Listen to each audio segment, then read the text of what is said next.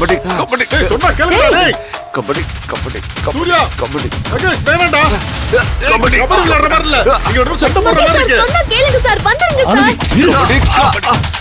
கபடி கபடி கபடி கபடி கபடி எப்பா தம்பி பேசி தீர்த்துக்கலாயா, சண்டை போட்டுக்காதீங்க. கபடி கபடி கபடி கபடி வா சார் அடிங்க சார் அவனை. நல்ல அடி மகேஷ், கமான் மகேஷ். மகேஷ் சார் அடிச்சு தூக்கி போடுங்க சார் அவனை. நான் உன்னை விட மாட்டேன்டா. சொன்னா கேளுங்கடா. வேணாம்டா. விடாதீங்க சார். என்னங்க பேசுறீங்க நீங்க? சூர்யா பாக்குற டேய். அசிங்கமா இருக்கா? சூர்யா சார்,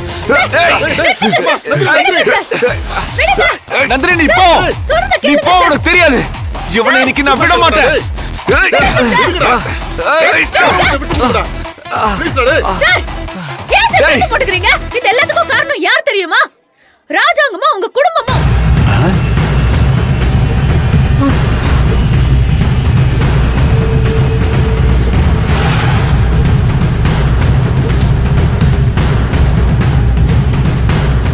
நந்தினி உனக்கு ஒண்ணுமே தெரியாது, நீ வெளியே போ. என் பேச்ச நம்பலல? இந்த வீடியோவை பாருங்க, அப்பவாவது நம்புறீங்களான்னு பாப்போம். என்னையா பாருங்க.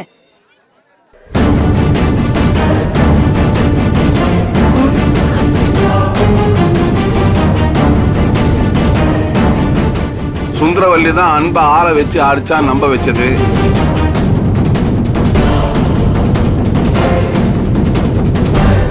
இப்ப நம்ம பிளான் படி கபடியில வந்து நிக்குது.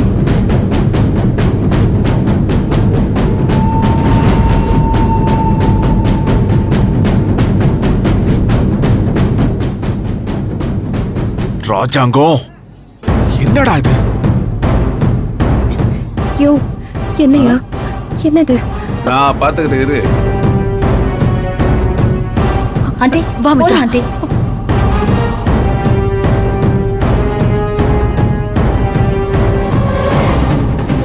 பாருங்க, எல்லாரும் பாருங்க, நல்லா பாருங்க.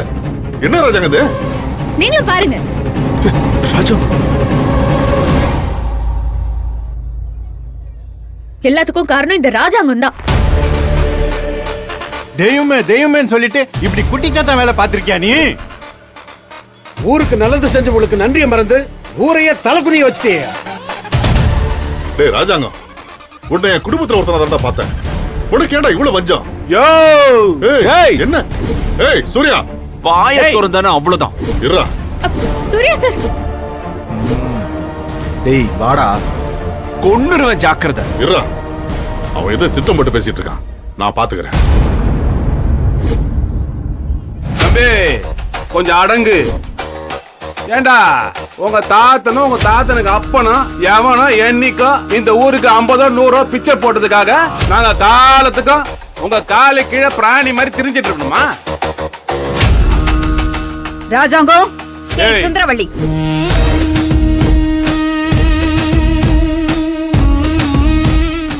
என்ன ராஜாங்கம் ராஜாங்கம் என்னமோ நீ பேர் வச்ச மாதிரி கூப்பிடுற? என்னமோ நீங்க தான் பெரிய குடும்பம் பெரிய குடும்பம்னு பீத்திக்கிறீங்க. ஆ, ஏன் புருஷனும் பஞ்சாயத்து பிரசிடென்ட். எங்களுக்கும் சொத்து பத்து நிலம் எல்லாமே இருக்கு. வந்து பாத்தீங்கல்ல எங்க வீட்டை எவ்வளவு பெருசுன்னு. இதுக்கப்புறமும் இந்த ஊருக்கு நீங்க யாரு? நாங்க தான் எல்லாம். போதும் நிறுத்துங்க. மனுஷங்கன்னா நிறக்குறையோட தான் இருப்பாங்க. அந்த பலவீனத்தை பயன்படுத்தி எங்களுக்குள்ள பிரச்சனையை உருவாக்கி அதுல லாபம் பார்க்க நினைச்ச நீங்க எல்லாம் சபையில நின்னு பேச தகுதியே கிடையாது. நமக்குள்ள சண்டையை வர வச்சு உசுரையே எடுக்க பாத்திருக்காங்க நந்தினி. தினம் தினம் குடும்பத்துக்குள்ள நடந்த சின்ன சின்ன பிரச்சனையில இருந்து பெரிய பெரிய பிரச்சனை வரைக்கும் எல்லாத்துக்கும் இவங்கதான் காரணம்.